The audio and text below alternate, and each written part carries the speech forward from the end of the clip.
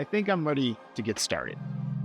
I think the last 5 months I've spent a ton of time figuring out pitches, pilots, how audio engineering works, how editing works, how all of the blah, blah, blah, blah, blah works.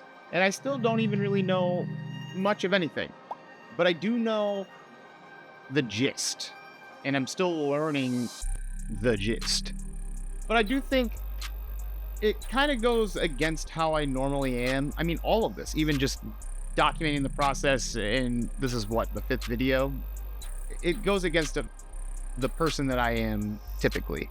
Normally, I am a guy that likes to just dive in head first, figure it out as I go. And I guess in a way that is reflective of how this whole thing is. But I think I can spend weeks on weeks on weeks on weeks on weeks filming and editing and doing everything in between while trying to just get to the point. And I already have been doing that. And in this interview that I'm going to cut to with my colleague Caitlin, who has made a handful of shows, you'll see why I feel a little more empowered and ready to just dive in.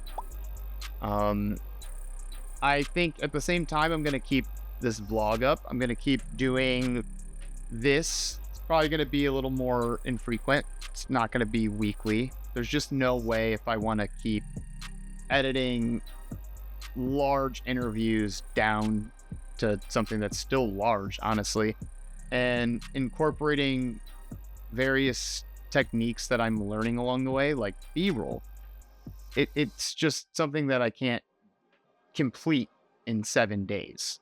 Not between my jobs and, my loved ones in my life, and also like other projects I have going on. So I'm gonna have to kind of dial that back. But in this interview, you'll see kind of why I feel that way, and just know that I'm ready to get started, and I'm gonna film these vlogs in tandem. We'll see how that goes, and just know they're going to be a little more frequent than what they have been so far, just because I want to be able to actually show the improvement. And I think some of the improvement doesn't equal necessarily getting faster, but taking a little more time in trying to complete them. So with that being said, here's Kate.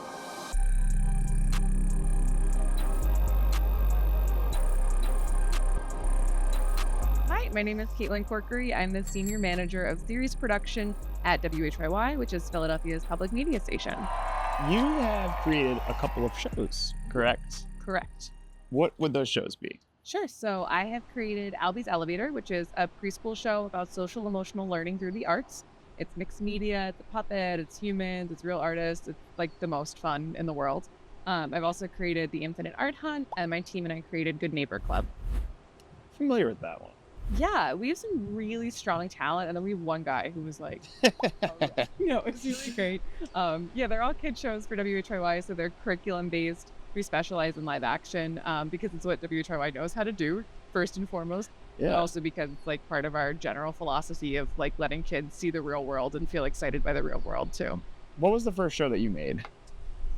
So previous to like creating shows, I worked on a franchise show here called Check Please. And I was working on that show. It's like a restaurant review show, really, really fun and sweet, like restaurant show. And then we were approached about developing original children's programming. And I had a background in previously working at Sprout, which was a 24-hour preschool channel that was based out of the Comcast Center. I overheard about that grant and was like, hello, please let me do this. And it was 2020 and I had my first kid and I was home a lot, as we all were, and put together a treatment for what it would look like for us to do these 2 original kids programs. And Albie, a lot of that was just like developed kind of solo. We didn't have a team yet. I hadn't hired my people yet. So I put together how I thought it would work because of the way our teams are structured here, which is to say very small. In a traditional environment, you would have a lot more hands in something. Like you would have a lot more people doing specialized jobs. Yeah. But here everyone's a generalist. So I knew I was like, this has to not only be something that like I'm creatively proud of, but also hits our curriculum boxes, but also we can produce it with this budget, which makes you think differently about a show. If you're just a writer or just developing a show, you can kind of be like, and anything goes, and then we're in space, and then there's alligators. But like, if you are the person that's like, I'm going to have to figure out how to get to space, I'm going to have to figure out how to get all these alligators. Like, you write it differently. You're like, what can we feasibly do? Yeah. With this? So that was like the first one that I did. And those were kind of the parameters under which we did it.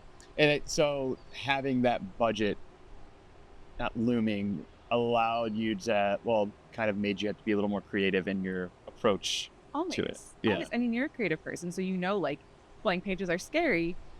Blank pages with borders or with like, I know I have to do this, this, and this. It's a great starting point because you get to see the edges a little more and can decide how you're going to bounce up against them. I work better with like a couple parameters. I need constraints. Like I'm a big fan of the white stripes, and being a two-piece and then limited color palette. I feel like kind of forces creativity. Well, and there's something really nice too for like now what we've made with these 3 different shows for my team, and like I'll harp on this in a way that I think my teammates are kind of like, this is not that relevant, but I'm like, these all exist within the same universe. So the same Fred Rogers rules. universe, right? I'm like, the same rules apply to these 3 programs. The same ethos governs them. The same it's building a brand, but in a more creative way. It's putting constraints on certain things that also open up other areas of freedom to play with. I want to touch on that. So there's a Fred Rogers cinematic universe. Yes. What is that? So like, are you talking about like origin of Mr. Rogers? So there's Mr. Rogers, but then like there are a few other Daniel Tiger. Yeah, programs. Most notably, so like taking like the trolley and taking the land of make-believe and like the puppet characters, but now creating like their kind of fleshed out universe is the backbone of Daniel Tiger, enormously popular. But then Don Quixote also lives within that world.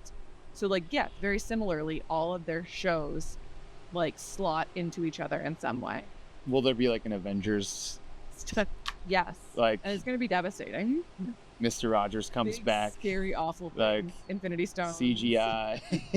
CGI Mr. Rogers. It's crazy. No spoilers, but that's what word on the street is. Dr. Doom has invaded the Fred Rogers neighborhood.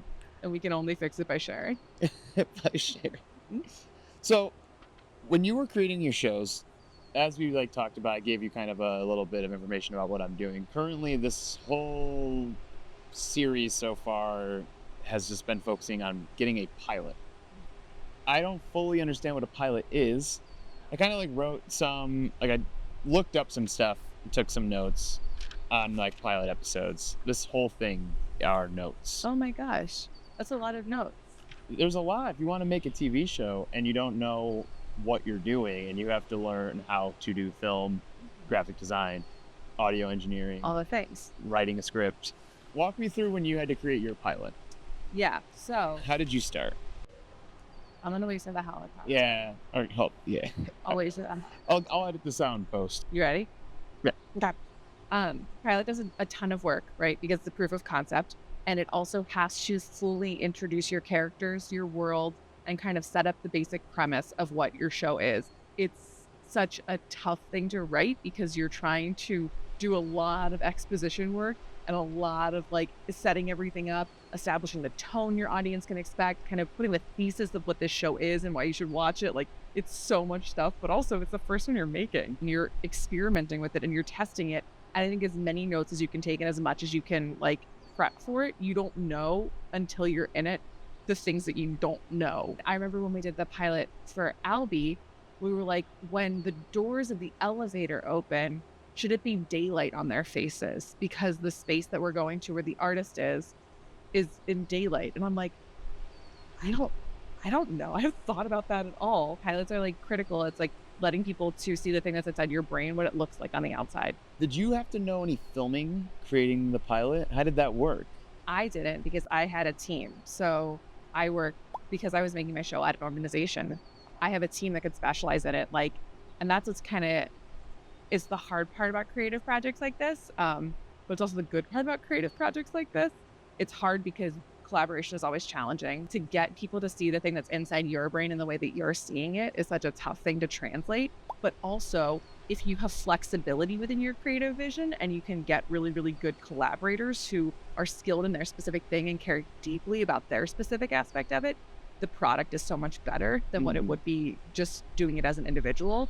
For example, the music aspect of Albie's Elevator is my favorite part of the show because we just hire bands we really, really like.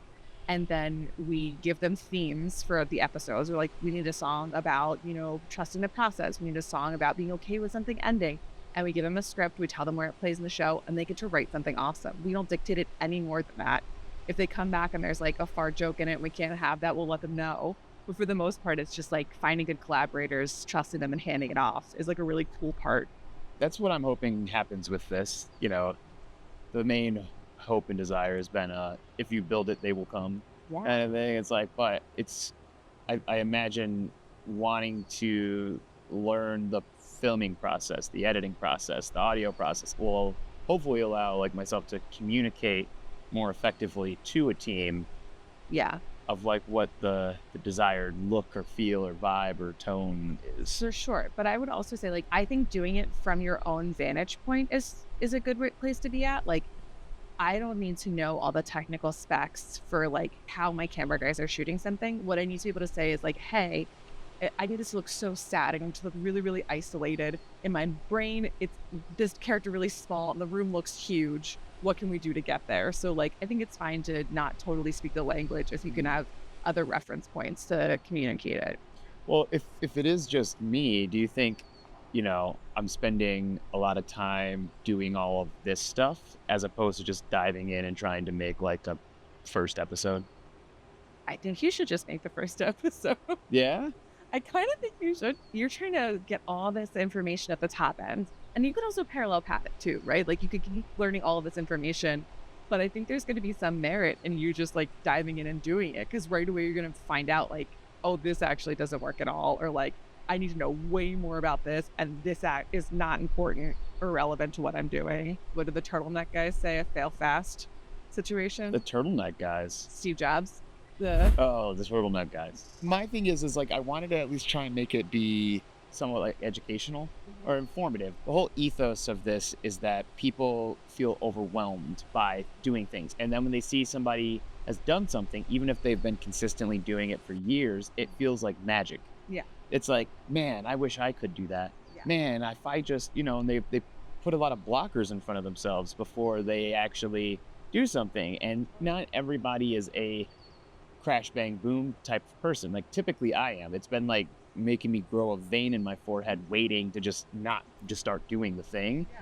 But by waiting and by explaining like, I don't know if you watched like any of the other episodes or if you watched like one of them or whatever, but if you watch the very first one, it starts out with me sitting down, you know, I have an idea and I like fuck, Yeah. I have it, damn it, and like just messing up. And I have hundreds of those because I didn't realize to write a script, shooting and like doing editing and cuts. And like people might think that that's just like magic. And I really want to find a delicate balance between showing the ugliness behind what's going on while still showing like showing the ugly process, by like laying out like a pilot, filming, audio, laying out all these things like that I've been learning and you're kind of following along and learning too. Uh-huh.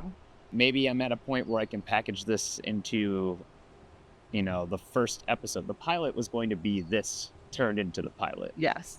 Oh, speaking of, I want to hear what your thoughts are. The pilot. Yes. Bring various ideas to life and document the entire process step by step, starting with personal ideas, eventually growing into assisting others with bringing their ideas to life. A lot. Um, the hook, a guy who has undiagnosed ADHD wants to do a bunch of stuff and learn how to do it and help others do the same. Mm-hmm. The philosophical conflict, I want people to feel more empowered in their ability to execute their ideas. Yeah. And I also feel a lull in my life and want to interject more novelty and find possibly a larger purpose and build community along the way. Uh, How does that sound? I think it sounds really good. I think the fact that it's going to be, I like that it's a specific structure. So you're going to kind of hit on the same beats within everything, but also it's going to have a novelty factor because you're going to be with a different person, I would imagine, Yes. in every episode. Hmm. I think that's really fun. I think there's something that's motivating about helping someone else that, like, I think is a good overarching takeaway for every, like, Well, because I don't know what I'm doing and you don't. yes, So then we both will just not help know and together. like, oh, let's do. I said in one of the episodes, about a screenplay. It's like I don't know anything about how to make a screenplay, Yeah. but neither do you. So Let's do it like together. that, Yeah, and sometimes having that partner, that accountability partner for helps sure. people move forward as well. Yeah, So totally. but yeah, like what? Do you have any notes on what I've said? Yeah, I feel like it's especially, like, if you give yourself, like, flexibility in the way that it turns out Hmm. and, like, give the person flexibility, because I think what might happen in some of these is a person wants to do one thing, and as they get into it, they realize, "Oh, I actually wanna do this other thing. This is not the thing that I thought I wanted to do. Yep. I wanna do this piece of it instead," and, like, that's gonna be a really fun, like, just from a content perspective, that's a really fun viewer twist. So Hmm. I would say, like, leaning into that and letting it be flexible and following the fun in that is gonna be really cool. I don't envision a single initial thought somebody has being exactly what they think it's going to be at the end. I just Totally. don't think there's a way for that to. Yeah. Well, because like, you get into something and then you're like, "Oh, I didn't know it would involve this. I actually hate this." No, it's gonna be awesome. Maybe I do need to dive in, but I will say I think if I had dove in, I wouldn't be able to do a lot of the stuff that I'm able to do right now. But I think you don't need to dive in, but I think you could, like, be in the shallow end right now, because you are in the shallow end right now. Like, I think you could, like, I can't swim very well. Just to let you know that. but that's fine because that's what the show is about, is not being able to swim very well. No, I mean, Metaphorically, you literally I can't. literally can't swim very well. So this is scaring me But let's talking get about in the this. pool. Come on. I, I'm in the hot tub.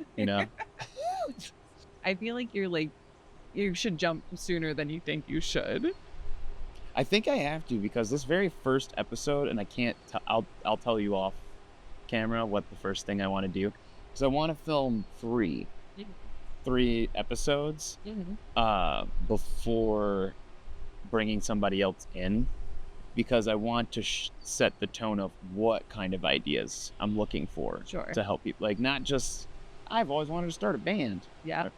or not. I don't want to assist people with things that are already in their wheelhouse of Yeah. capability. You wanna truly do people who are Yeah, passionate like about I it. want you to be have this wacky thing that you want to do and have no connection to it. Like Yeah. you've got none of your skill set is in it. Yeah.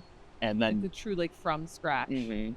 Yeah. And then, ideally however many episodes along, my toolbox has increased enough to be able to be more effective in assisting other people. Like, oh, I can go to this, and this will help get that going. I dig that. Now, some of the things I wanted to ask you, I don't want to take up too much time. What did you wish you knew going in to creating shows? I don't know how much this will come into play for you. I wish that I had been stronger in certain creative convictions. Like, I felt really strongly about the way I wanted things to look or the way I wanted things to play out. Mhm. But I also really, really value process, and I really, really wanted it to be collaborative. And I think sometimes I allowed things to be, like, too open and collaborative in a way that was detrimental to the series. It was detrimental to the series, and, like, not having a strong enough creative voice or not being cohesive enough with other things. So I wish I had let myself be a little bit bossier and hold the creative a little bit tighter. Is your style more of like a let's try it out and see how it works? Always, yeah. I'm That's an how aim for yes I person. am. I'm working on another project that I can't really talk about with like a friend of mine, and we've been like working on it for a few months now, and we've definitely have had creative differences, but I've just been more of a, even though I disagree, let's try it out, see how it works, Yeah. and if it works, cool. If Yeah. it doesn't, if it feels clunky, like all right, I let's move felt on. like I think for creative projects where you have a lot of collaborators, like aim for yes mentality is great because it means that if you stay flexible, people might bring you things that are ideas that you never would have imagined that turn out way better, Hmm. or you could learn along the way, or at the very least, it builds buy-in from your fellow collaborators. Because if you if you're like, yeah, okay, I'll let you buy this lens for this thing, and like we can allocate budget to that, Later on, it might mean when I'm like, hey, can we do this harder thing? That ask is better received because you allowed for something else on the other end. Mm. But at the same time, my team also each gets a hill to die on every season for every show. And you get one. You get one hill to die That's on, awesome. and you can pick what your hill is, and then we move forward. And so when we Your get into, church's like, programming is so brutal. well, when we get to like, You can die on your sword yeah, but I'm like, in when we the get to the point elevator of hell. where it feels like we're at like a creative impasse on something, we're like, cool, do you want to use your hill? Is this going to be your hill? If it is, we'll move I'm on. gonna steal that. And it makes people really think and consider, and oftentimes people are like, this isn't my hill, I'm going to move on, and we can like do that. Or I've had a couple times we've been like, no, I'm holding up, this is my hill, and we're like, great, we'll take your word for it, we won't do this thing, and we go from there. But Does it typically work out when that they decide to use that pass? yeah, Or has it been like, damn, I wish you hadn't used that That pass? works out because and this is like a relationship thing too that I learned a while ago. I think building human processes where you believe that everyone who's doing the show is a human and like is not doing anything nefarious, but like wants to do things for reasons, like, Mhm. and making the process like joyful and collaborative and creative for everyone is like, if you're not doing that, what are you doing? Like, what's the point if you're not making it the best possible experience for Yeah, everyone involved? true. Then what? Not to say it's the easiest experience, because like hard things are hard. Things are supposed to be challenging, but like if we're not treating each other really well throughout the whole thing, then it's pointless because everyone will watch the show and just have bad memories of what that is. But I think Like getting it's cool, into- but at what cost? And it's just At gonna what be, cost? you don't want like negatives No, associated. you can tell. I don't know. I don't love it when people have strongly held opinions and are in contrasting points. Like if I really want a pink couch and my husband's like, I don't want a pink couch, I'd be like, cool. On a scale of 1 to 10, how strongly do you feel about this? And I'll rank it 2. And sometimes he's like, I'm a 9. I don't want this couch. And I'm like, great, because I'm a 3. I want the couch. You're a 9. Yeah. I'm like, you can't abuse that system. But trying to figure out like how important is it to people and where can you acquiesce on things is like a great way to move past. How do you know when something's ready to pitch? Ooh. How do you know? I mean, typically in my line of work, there's just deadlines. So I don't. I know. So you become so aware of the noises of outside when you're filming outside. All right. We'll ADR the whole thing. Huh? We'll ADR the whole I don't know thing. what that means. That means when we go back in the studio and we watch the video of ourselves and we try to match our own lips to say the lines and record them in a studio. It's very annoying. I've never heard of that. Audio dialect recording? Audio dialogue recording? Maybe. That sounds good. Like, if you ever see like an actor talking and they're like, we have to go to, and then like you're like dinner in a slightly different voice, like that's ADR. I've never noticed that because before. they had to record it later on. You're gonna pick up on it now. You're gonna watch and be like, that was a weird line. I It don't sounds know. slightly off than the rest of the line. Do you have an example? It's everywhere. No, I'll try It's to think. everywhere? It's everywhere. Everything you've watched has some ADR line. Where someone is just in a studio re-going over a small... Watching a tiny little video of themselves and trying to be like lobster, like, and match it I perfectly. never knew that. Yeah, it's very annoying. It's not fun. But we'll do it for this whole thing. Oh, the whole entire thing. Whole thing. There's like so many different small things you can mess with to get something to look the way you want it to look. And I'm learning that. I guess the last question or questions. What questions did I not ask that I should have asked? A thing that I think is really satisfying if you are in development on your project or you're a creator working through stuff, that is both great for organization and is also great for explaining and handing off to people so they know what you're talking about.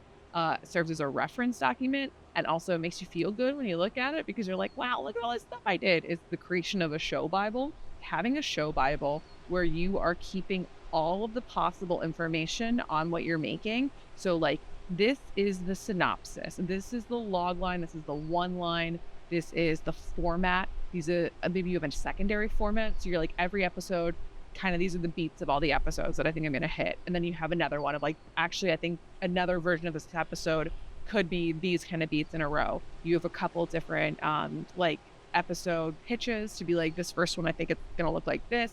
You have any characters, how they function within the show. You have rules for your world. So like an Albie rule is nobody's crazy. We never call anybody crazy. And we also never talk about magic. Nothing's ever magic. It's fantastic. What about like quantum physics? That's not magic. the baby. Yeah, kids just do a Well, point I where it becomes know. magic. Um, Like this thing is filming us in like realistic quality how is with that like not rocks. magic? It's just a bunch of polished rocks How is and that not metals magic? But with yeah. like attached through the thin air to my phone. Yeah. Permissible magic, Like, how do probably. magnets work? What's going on with that? But having a show Bible is great because then you can keep track of everything. If you ever like bring on other creative partners and they're like trying to get into it, you're like, here's your crash course and what to do. If you stop the project and come back to it, you can be like, oh, well, I've established. You can even include like a tech spec sheet in there to be like, these are my favorite settings to film everything in. So it all looks cohesive. But that's like a fun document to make. Okay, show Bible. Show I was Bible. hoping to find like some next steps. And so, How do you get a budget? Because I got some stuff I want to do. I don't got a lot of money to do all. sure. But I was thinking like I'm always wearing a hat. So maybe I could be like sponsors could Sponsor a hat. sponsor like a hat. I think sponsor a Yeah. hat's good. I mean, how to get a budget? Your guess is as good as mine. Sponsor Yeah. a hat. People like Like I want to do a bunch of stuff, but I'm like I can't pay for this. you could look for specific grants, especially like equipment grants or I am like whatever that horrible is. with I'm an artist and I have never filled out a grant. And Grants is thankfully tough. any of them I've ever gotten have been because somebody else was like, here, you should just Grants is real tough. You could get you could look for just like an overall series sponsor that like you are like, this is the stuff I'm gonna do. I think it's in alignment with the kind of audience you're looking for. That's what I'm gonna do. Babysitters make a lot of money now if you want to babysit for a while. Raise money that way. me? Yeah. No. Babysit $25 an hour? That's essentially what I make right now. That's what I'm saying. I'm like, what are we doing? And that's still not enough. I still have 3 jobs. Get a fourth. Go be a babysitter. Yeah. Oh my God. I mean, I think the best advice is like, there's a great, I'm gonna mess up their name, the Duplass brothers. Duplas? Duplus. I'll send it to you. They have a TED talk. Do they have money? Well, And I have some. yeah, they said, here's our address. Come knock on our door. We have big stacks of cash. It's just First room, come first serve. Like old with Monopoly. the money sign dollar. in the center. But they have an ancient South by Southwest talk. It's probably from like the early aughts, maybe like 2010. But it's called the Cavalry. The Is Not- Obama days. I miss Remember that. those? I miss Remember? that. Every day. But it's called The Cavalry Is Not Coming. And it is an awesome talk to be like, you as a creative are constantly like, if only I could get, like, if only a funder came through and then I could do this. If only I had the funding at this level and then I could do this. And his big, like, thing that he's positing is like, the cavalry is not coming. Nobody is showing up for you. You just have to make this stuff. Oh yeah, I'm aware of that. At whatever lane. So like their first movie, I think they bought cameras from Best Buy, shot the movie, and then returned the cameras. Even for us, we have budgets because again, we're through an organization, but they're like all over the place. And so I was like, cool, whatever we got, we'll roll with. We'll make it the best thing it possibly can be. And like, you're already doing it, so. Okay. Some of the stuff I want to do, I'm like, oh boy, I'm gonna broke doing this. If I want to help somebody else do something, that's budget's gonna definitely start to become a big factor. We want to act like everything is run on money, but people want to do cool things. And like people want to be involved with cool stuff. So I've also worked on projects where it's like, we don't have any money. It's going to be cool. Do you want to do it or not do it? And like the thing you can offer people then is like creative freedom, input on stuff, like experience, and like that can fuel a project too. Mm-hmm. So like the guys who did Albie had done a web series years earlier, Welcome to Anadonia, that I think was fueled entirely by just people wanting to do something cool. And like they had people doing like crazy prosthetics makeup, building miniature sets, building whole big sets, puppeteering, shooting stuff, because it was like the premise of this is a lot of paying work, at least in production in Philly, can be like it's a job. You're doing a pharmaceutical commercial, you're filming for a medical system, like it's not the stuff that's creatively fulfilling. So if someone brings you something and you're like, hey, you get to work on this cool weird thing, people are way more likely to be like, yeah, I can give you a Saturday shoot. I'll find time for that. And as long as you're flexible in your vision for what it is, it can work out that way. I definitely am a little afraid of like when someone's like, oh, I've always wanted to do this. I'm like, okay, cool. And I'm like, so I don't know if you're expecting me to buy all the stuff for you to be able to do this, I think that would be the appealing part of it. Then it wouldn't be like, great, we got a sponsorship from Guitar Center to get you Yeah, this thing, you but know? but I mean, like, okay, like if we wanted to do a theater performance, let's Yeah. say, and then it's like, well, we need costume design, and it's like, well, we could use whatever clothes we've got, but we want to make like a period piece, right? Yeah. There would have to come some point where something would have to get purchased, whether it's like Yeah. renting out the theater, and it's like, I don't want to set the tone of someone's like, I'm gonna help them, and then it's like, well, yeah, Yeah. But like buy you could your do stuff stuff. where it's like, okay, you want to do a period piece. Can you talk to someone who works in a high school who could rent you things for way cheaper than what you would do going to like just opposite, like maybe not for free, but way cheaper? Could you talk to someone who's in a college program who's learning how to be like a dramaturg and do the historical accuracy piece and help you go to the thrift store or comb through your own closets to find like comparable material? Like that part is flexible. If you aren't necessarily married to like, I'm going to do this in a traditional theater space, can you then leverage like existing connections or like what's in our area that is possibly like they don't actually use this during the day? Mm. What if instead of doing a nighttime performance, we do a Sunday morning breakfast show and we can use this space that is otherwise vacant? Like, I think there's ways to like find flexibility within the dream for people Mm. and get it low cost, no cost. So